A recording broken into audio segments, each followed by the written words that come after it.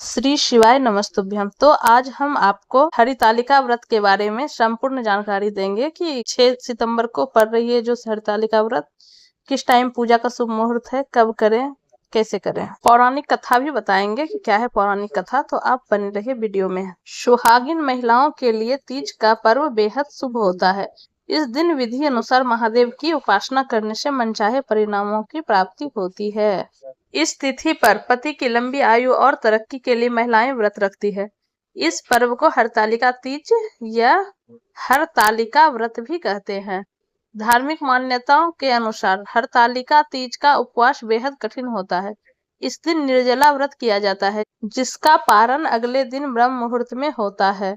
इस साल 6 सितंबर 2024 को हरतालिका तीज का व्रत रखा जा रहा है। इस दिन शुक्ल योग बन रहा है, जिस पर वनिकारण के साथ हस्त नक्षत्र का संयोग बनेगा। ऐसे में ये व्रत नवविवाहिता के लिए और भी खास होने वाला है। यदि आप शादी के बाद पहली बार व्रत रख रहे हैं तो कुछ कार्यों को करने की मनाही होती है। आइए इनके बारे में मैं आगे बताती हूँ। भाद्रपद माह के शुक्ल पक्ष की तृतीया तिथि 6 सितंबर 2024 को प्रातः 6:01 से प्रातः 8:32 तक रहेगी। ऐसे में आपके पास 2 घंटे 31 मिनट का पूजा का शुभ मुहूर्त रहेगा। हरतालिका तीज पर नवविवाहिता ये काम कभी नहीं करे। हरतालिका तीज पर नवविवाहिता को काले रंग के वस्त्र धारण करने से बचना चाहिए। इसके अलावा काले रंग की चूड़ियां भी ना पहने। इस दौरान व्रत कर रही महिलाओं को अपने पति से किसी भी तरह की बहस करने से बचना चाहिए, क्योंकि बहस से परिवार में नकारात्मक ऊर्जा का संचार होता है। इस दिन रात में सोने से बचना चाहिए। इस दौरान भजन कीर्तन करना शुभ होता है। व्रत रख रही महिलाओं को इस दिन खाली मांग नहीं रखनी चाहिए। ऐसा करना अशुभ होता है, इसलिए मांग में सिंदूर हमेशा लगा रहना चाहिए। हरतालिका तीज में तामसिक भोजन का सेवन ना करें। इस दिन अपने मन में किसी भी तरह का क्रोध, घृणा, विवाद जैसे नकारात्मक चीजों को ना लाएं। साथ ही किसी के मान सम्मान को भी ठेस ना पहुंचाएं। आगे हम आपको संपूर्ण विधि बताएंगे, पूजा का कथा भी सुनाएंगे और टाइम शुभ मुहूर्त भी बताएंगे। हरतालिका तीज 2024 पंचांग के अनुसार भाद्र माह के शुक्ल पक्ष की तृतीया तिथि की शुरुआत 5 सितंबर को दोपहर 12:21 पर होगी। वहीं इस तिथि का समापन 6 सितंबर को दोपहर 3:21 पर होगा। ऐसे में हरतालिका तीज का व्रत 6 सितंबर को किया जाएगा। इस दिन पूजा करने का शुभ मुहूर्त सुबह 6:02 से 8:33 तक है। इस मुहूर्त में उपासना करने से साधक को दोगुना फल की प्राप्ति होती है। तो मैं आपको माँ पार्वती का कुछ मंत्र बताती हूँ। ओम उमाये नमः, ओम पार्वतीये नमः, ओम जगद्धात्रिये नमः, ओम जगत प्रतिष्ठाये नमः, ओम शांति रूपिण्ये नमः, ओम शिवाय नमः का जाप के साथ आप पूजा कर सकते हैं माँ पार्वती और शिव जी का। पूजन की विधि। ये व्रत पति की लंबी आयु, घर में सुख शांति समृद्धि के लिए किया जाता है। भाद्रपद महीने के शुक्ल पक्ष की तृतीया तिथि को हरतालिका तीज का व्रत महिलाएं रखती है। इस व्रत के दिन प्रदोष काल में शाम को सूर्य अस्त होने के बाद मंदिर में भगवान शिव, माता और गणेश जी की पूजा की जाती है। पूजा सामग्री के तौर पर 5 तरह के फल, फूल, धूप, दीप, घी आदि मौजूद होते हैं। इस दिन दान पुण्य करने से भी परंपरा है। तो हम आपको बताते हैं हरियाली तीज और हरितालिका तीज एक नहीं है। तो हरियाली तीज सावन के महीने में मनाई जाती है, जबकि हरितालिका तीज भादव के महीने में मनाई जाती है। हरितालिका तीज का कई सालों से व्रत करती आ रही महिलाएं बताती हैं कि हमारे बिहार में इसे कहीं पर 1 दिन तो कहीं पर 2 दिन मनाए जाते हैं। हम लोग व्रत से 1 दिन पहले नहाए खाए के दिन खाने में कुछ मीठा लेते हैं।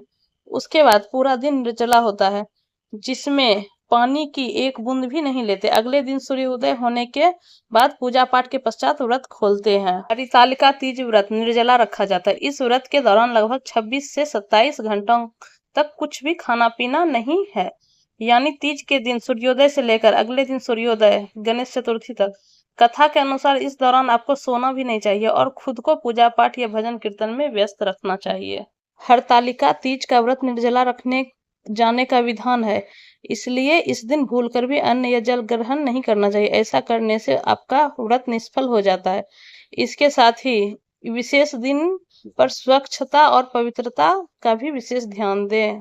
उदया तिथि की मान्यता के अनुसार इस बार हरितालिका तीज का व्रत 6 सितंबर को रखा जाएगा। जो महिलाएं 6 सितंबर को हरितालिका तीज का व्रत रखेंगे उनको सुबह में पूजा के लिए 2 घंटे 31 मिनट का शुभ समय प्राप्त होगा।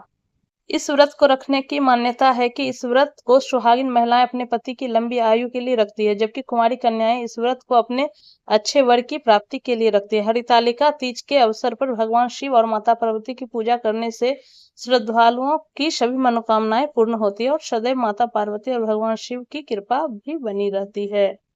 तो इसलिए ये कुंवारी लड़की भी व्रत करती है। इस दिन बाल धोए या नहीं, तो सुहागिन महिलाओं को एकादशी, अमावस्या और पूर्णिमा के दिन अपने बाल नहीं धोने चाहिए। वह किसी भी त्योहार पर बाल नहीं धोने चाहिए।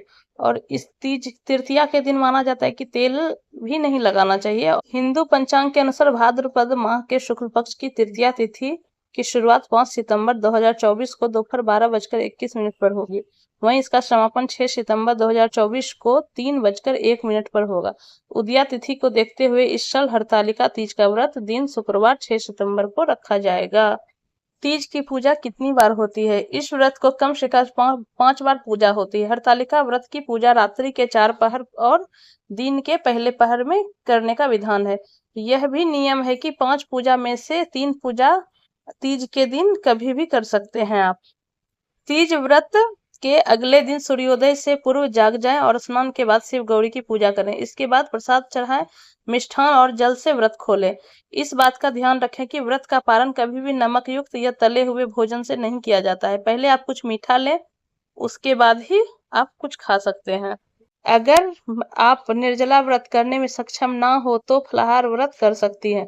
ऐसे समय में ना करें पूजा। अगर हरतालिका तीज के दौरान महिलाओं को मासिक धर्म हो जाए तो उन महिलाओं को दूर से ही भगवान की कथा सुननी चाहिए, भगवान को नहीं छूना चाहिए। व्रत बताए गए समय के अनुसार ही खोलें। यदि आप व्रत तोड़ते हैं या फिर सरगी में भी दही का सेवन कर सकते हैं। हरतालिका तीज के व्रत में आप पपीता, सेब, अनार, अमरूद या फिर केले आदि का सेवन कर सकते हैं। तीज के व्रत में आप नारियल पानी, नींबू पानी, मौसमी का जूस, अनार का जूस और व्रत में पिए जाने वाले अन्य तरल पदार्थों का भी सेवन कर सकते हैं।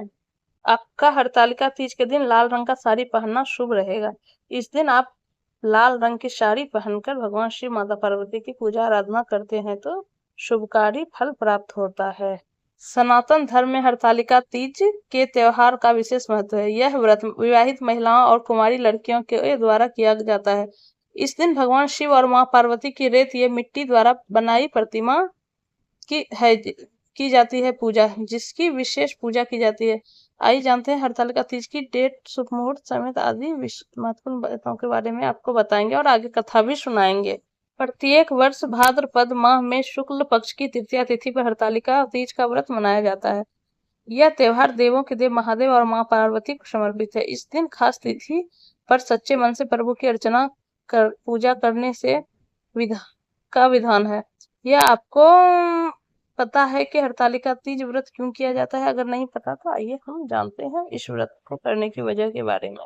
हरितालिका तीज व्रत कथा शिवजी ने ही मां पार्वती को सुनाई थी। भगवान शिव ने इस कथा में मां पार्वती को उनका पिछला जन्म याद दिलाया था। आगे आपको विस्तार से बताते हैं। हे गौरा, पिछले जन्म में तुमने मुझे पाने के लिए बहुत छोटी उम्र में कठोर तप और घोर तपस्या की थी। तुमने ना तो कुछ खाया ना ही पिया, बस हवा और सूखे पत्ते चबाए। जला देने वाली गर्मी हो या कपा देने वाली ठंड, तुम नहीं हटी, डटी रही। बारिश में भी तुमने जल नहीं पिया। तुम्हें इस हालत में देखकर तुम्हारे पिता दुखी थे। उनको दुखी देखकर नारद मुनि आए और कहा कि मैं भगवान विष्णु के भेजने पर यहाँ आया हूँ। वह आपकी कन्या से विवाह करना चाहते हैं। इस बारे में मैं आपकी राय जानना चाहता हूँ।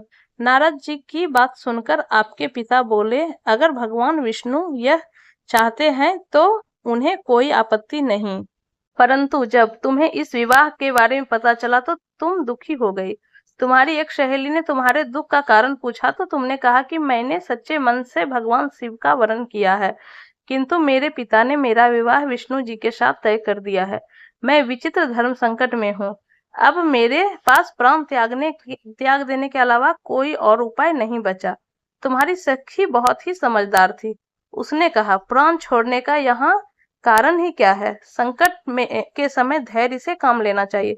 भारतीय नारी के जीवन की सार्थकता इसी में है कि जिसे मन से पति रूप में एक बार वरण कर लिया, जीवन पर्यंत उसी से निर्वाह करें।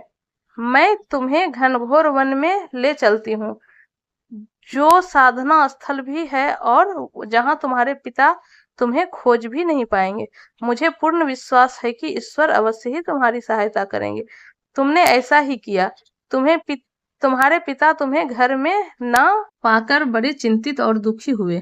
इधर तुम्हारी खोज होती रही, उधर तुम अपनी सहेली के साथ नदी के तट पर एक गुफा में मेरी आराधना में लीन रहने लगी। तुमने रेत के शिवलिंग का निर्माण किया। तुम्हारी इस कठोर तपस्या के प्रभाव से मेरा आसन हिल उठा और मैं शीघ्र ही तुम्हारे पास पहुंचा और तुमसे वर मांगने को कहा। तब अपनी तपस्या के फलीभूत मुझे अपने समक्ष पाकर तुमने कहा, मैं आपको सच्चे मन से पति के रूप में वरण कर चुकी हूँ। यदि आप सचमुच मेरी तपस्या से प्रसन्न होकर यहाँ पधारे हैं तो मुझे अपनी अर्धांगिनी के रूप में स्वीकार कर लीजिए। तब तथास्तु कहकर मैं कैलाश पर्वत पर लौट गया। उसी समय गिरिराज अपने बंधु बांधवों के साथ तुम्हें खोजते हुए वहां पहुंचे। तुमने सारा वृतांत बताया और कहा कि मैं घर तभी आऊंगी जब अगर आप महादेव से मेरा विवाह करेंगे। तुम्हारे पिता मान गए और उन्होंने हमारा विवाह करवाया। इस व्रत का महत्व यह है कि मैं इस व्रत को पूर्ण निष्ठा से करने वाली प्रत्येक स्त्री को मनोवांछित फल देता हूँ। इस पूरे प्रकरण में तुम्हारी सखी ने तुम्हारा हरण किया था, इसलिए इस व्रत का नाम हरतालिका व्रत हो गया। इस व्रत से जुड़ी एक मान्यता यह भी है कि इस व्रत को करने वाली स्त्रियां पार्वती जी के समान ही सुखपूर्वक पति रमन करके शिवलोक को जाती है। सौभाग्यवती स्त्रियां अपने सुहाग को अखंड बनाए रखने के लिए, अविवाहित युवतियां मन मुताबिक वर पाने के लिए और हरतालिका तीज का व्रत करती है। इस दिन व्रत करने वाली स्त्रियां सूर्योदय से पूर्व ही उठ जाती है और नहाकर पूरा श्रृंगार करती है। पूजन के लिए केले के पत्ते का मंडप बनाकर उसमें गौरी शंकर की प्रतिमा स्थापित की जाती है। इसके साथ ही पार्वती जी को सुहाग का सारा सामान चढ़ाया जाता है।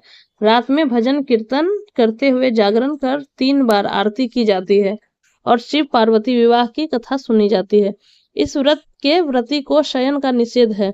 इसके लिए उसे रात्रि में भजन कीर्तन के साथ रात्रि जागरण करना पड़ता है।